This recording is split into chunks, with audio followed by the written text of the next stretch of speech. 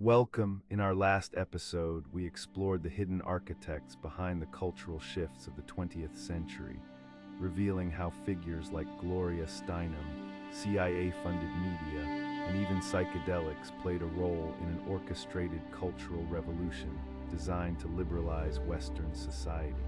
But what has been the true cost of this revolution? The narrative we've been sold is one of unbridled progress and liberation. Yet a deeper look reveals a Faustian bargain, where the pursuit of perceived freedoms has inadvertently led to profound societal decay, altering the very fabric of family, relationships, and individual well-being. The promise of feminism was boundless liberation for women, leading to a new era of equality and personal fulfillment. However, the data suggests a different reality for society as a whole. Marriage rates have plummeted. In 1960, 72% of all legal adults in the U.S. were married. By 2016, that number dropped to just 50%.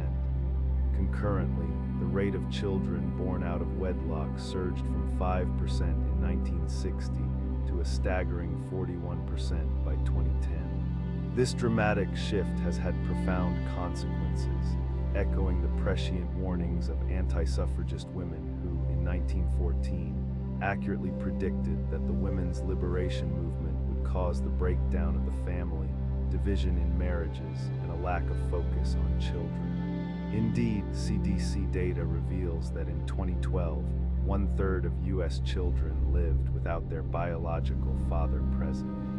The risks for these children are alarming. 90% of homeless children, 85% with behavioral disorders, 70% in juvenile incarceration, and 71% in adolescent substance abuse treatment centers come from fatherless households. A 2012 study further showed that only 11% of children admitted to a pre-adolescent behavioral health unit came from intact families, with 89% experiencing family structure disruption.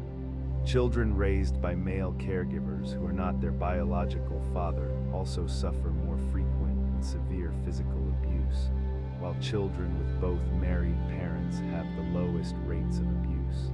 The shift away from traditional family structures also meant a massive increase in daycare.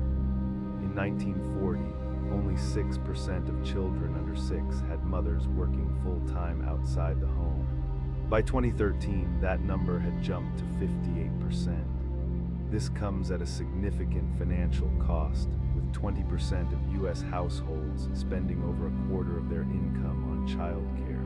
Coinciding with this, U.S. government welfare spending increased from $50 billion in 1950 to $700 billion in 2010, indicating a growing societal dependency directly linked to the rise of out-of-wedlock births.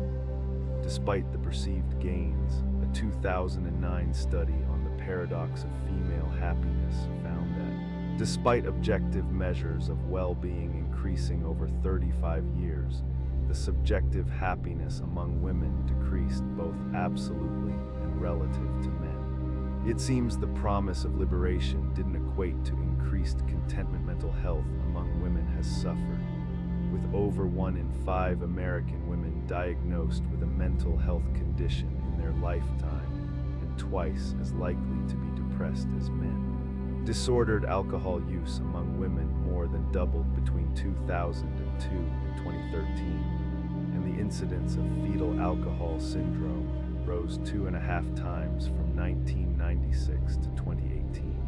The liberalization of divorce laws, beginning with California's no-fault divorce in 1970, further reshaped relationships. By 2020, a staggering 70% of divorces were initiated by women, with the top reasons being a feeling of being held back by marriage and the emotional burden of trying to have a career with a family. Among college-educated women, this figure jumps to 90%, which the source speculates is due to increased exposure to feminist propaganda in higher education. This shift has made relationships increasingly difficult.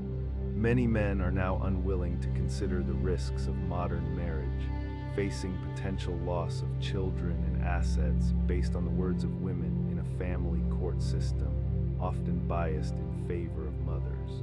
The legal and financial incentives for single motherhood, including child support and government benefits, paradoxically undermine the ideal of the strong, independent woman. To conclude, how can we continue to move forward and reclaim the future?